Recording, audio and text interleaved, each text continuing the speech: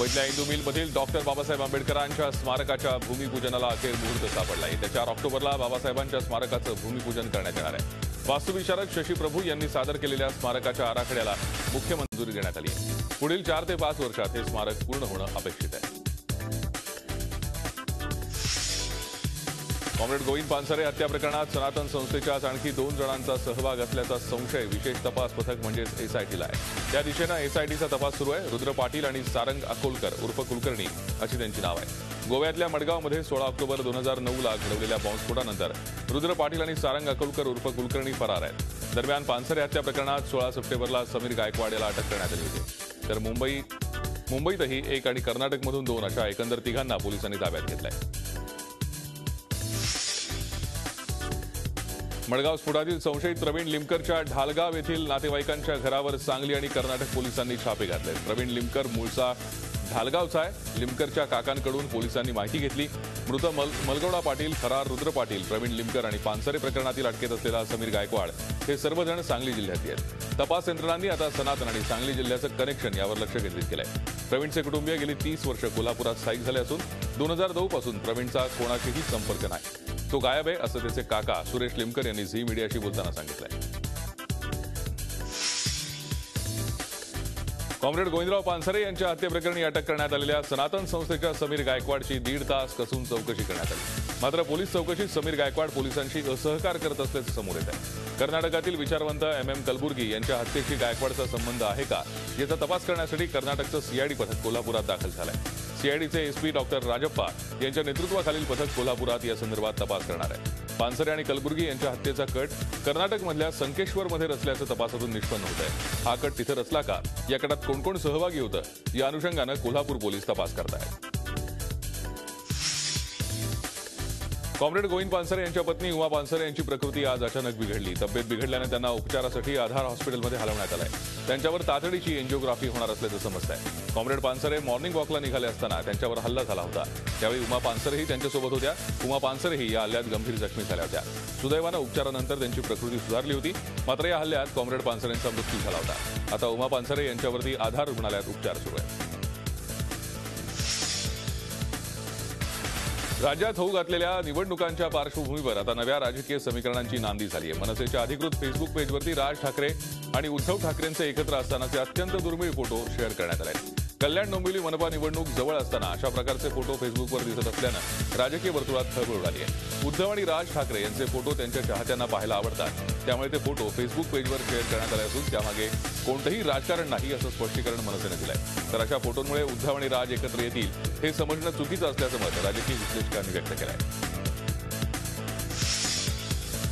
मुंबईत विलेपार्ले इथे रस्त्यावर पडलेल्या खड्ड्यांविरोधात मनसेनं आंदोलन केलं। मात्र यावेळी महापालिकेत सत्तेत असलेल्या शिवसेनेला वगळून भाजपला टार्गेट करण्यात आलं। मुख्यमंत्री फडणवीस, सार्वजनिक बांधकाम मंत्री चंद्रकांत पाटील आणि स्थानिक आमदार पराग आळवणी यांच्या विरोधात हे आंदोलन करण्यात आलं। त्यांचे फोटो झळकवून निषेध करण्यात आला। त्यामुळे शिवसेना आणि मनसेमध्ये वाढती जवळीक पुन्हा एकदा प्रकर्षानं समोर आल्याचं बोललं जात आहे। मुंबई शहराला पाणीपुरवठा करणाऱ्या मोडक सागर पाठोपाठ तुलसी तलावही भरलाय। पहाटे 5:30 वाजण्याच्या सुमारास हे धरण भरलं। तुलसी तलावाची क्षमता 8,046 दशलक्ष लिटर आहे। गेल्या वर्षी 28 जुलैला तुलसी तलाव भरला होता। मोडक सागर नंतर आता तुलसी भरल्यानं मुंबईकरांच्या पाण्याचा प्रश्न सुटण्याची शक्यता निर्माण झाली आहे। मराठवाड्यात दुष्काळाविरोधात आंदोलन केल्यानंतर राष्ट्रवादी काँग्रेसचे अध्यक्ष आणि माजी केंद्रीय कृषी मंत्री शरद पवार आजपासून 4 दिवसांच्या विदर्भ दौऱ्यावर आहेत। आज ते यवतमाळच्या दौऱ्यावर जाणार असून जिल्ह्यातील 3 गावांच्या आत्महत्याग्रस्त शेतकरी कुटुंबांना भेटणार आहेत। विधानसभा निवडणुकीनंतर त्यांचा हा पहिलाच दौरा आहे। मराठवाडा येथील दुष्काळासंबंधी आंदोलनाच्या पार्श्वभूमीवर विदर्भाचा दौरा महत्त्वाचा मानला जातोय। तसंच नागपुरात पक्ष संघटनेत गटबाजी असल्यानं हा दौरा महत्त्वाचा मानला जातोय। राज्याच्या बहुतांश भागात पाण्याचा प्रश्न सुटल्याचा दावा करणाऱ्या मुख्यमंत्र्यांच्याच गावात पाण्याचा किती भीषण तुटवडा आहे याचा प्रत्यय आज येतोय। नागपुरातल्या राधारमण कॉलनीत पाण्यावरून उभ्या राहिलेल्या वादातून एका तरुणाची हत्या करण्यात आली आहे। कॉलनीत टँकरनं पाणी पुरवठा होतो, त्यामुळे नागरिक घरासमोर ड्रममध्ये पाणी साठवून ठेवतात। कॉलनीत राहणाऱ्या शेंडे कुटुंबियांच्या घरासमोर पाणी साठवून ठेवलं होतं। यापैकीच एका ड्रममधून पाणी घेण्यावरून बाल्या शेंडे आणि लक्ष्मण ढोमणे या तरुणांमध्ये वाद झाला। वाद इतका विकोपाला गेला की बाल्या शेंडेंनी 25 वर्षाच्या लक्ष्मणचा खून केला। कल्याणमध्ये पैशाच्या वादातून एकाची हत्या तर 3 जण गंभीर जखमी झाले. कल्याण पश्चिम मधील अहिल्याबाई चौकात रात्री 1 वाजता एका हॉटेलमध्ये ही घटना घडली. विनोद पाटील आणि सुनील धनवी हे 2 मित्र दारू पीत बसले होते. यावेळी दोघांमध्ये पैशावरून वाद झाला. या वादात विनोद पाटील यानं सुनील धनवीची ऍक्टिवा गाडी हिसकावून घेत मारहाण केली. या संपूर्ण वादानंतर सुनीलनं आपल्या घरी जाऊन घडलेला प्रकार मयूरला सांगितला. त्यानंतर पुन्हा अहिल्याबाई चौकात येऊन दोघांनी धारदार शस्त्रानं विनोद आणि त्याचा भाऊ हेमंतला बेदम मारहाण केली. यात गंभीर जखमी होऊन विनोद पाटीलचा मृत्यू झाला.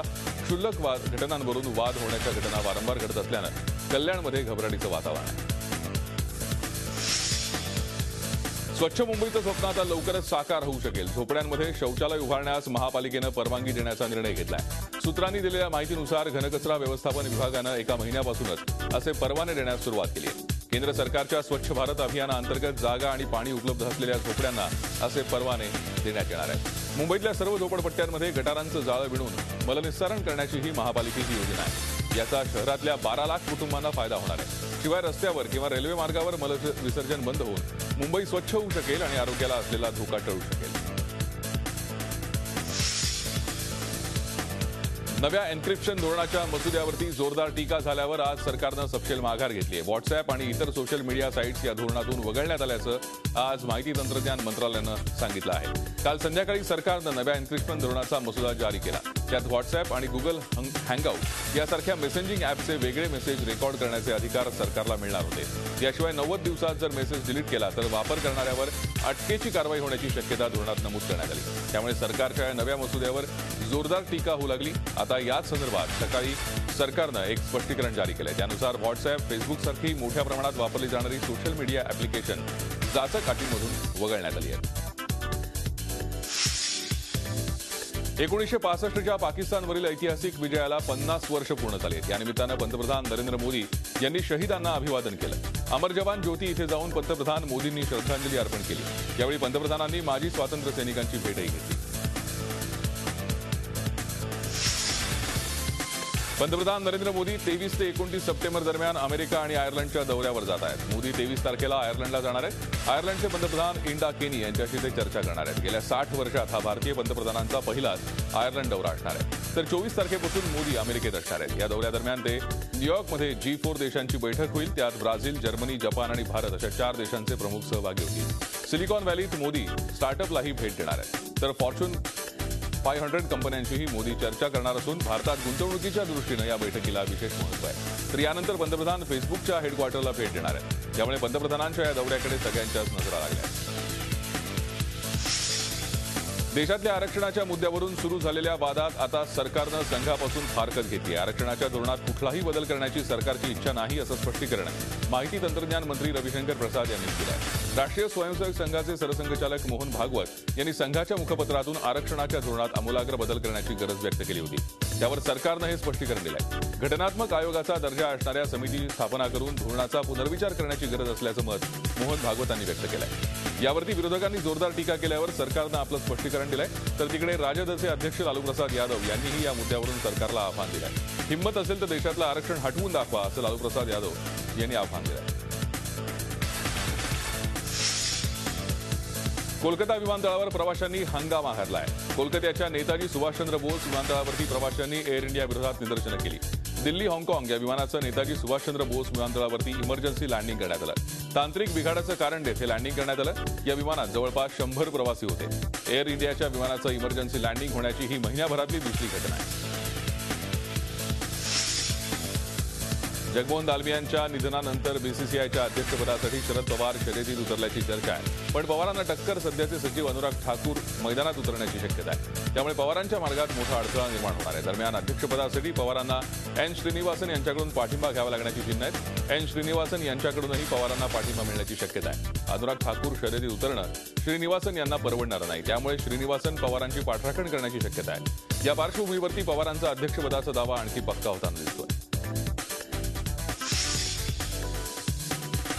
इंटरनेटवरती जॅस्पर नावाच्या कुत्र्याचा व्हिडिओ व्हायरल झाला. यात जॅस्पर हा कुत्रा बादलीत पोहण्याचा प्रयत्न करताना दिसतोय. 14 सप्टेंबर रोजी अपलोड झालेल्या या व्हिडिओला आतापर्यंत 3 लाखांहून जास्त लोकांनी पाहिलंय.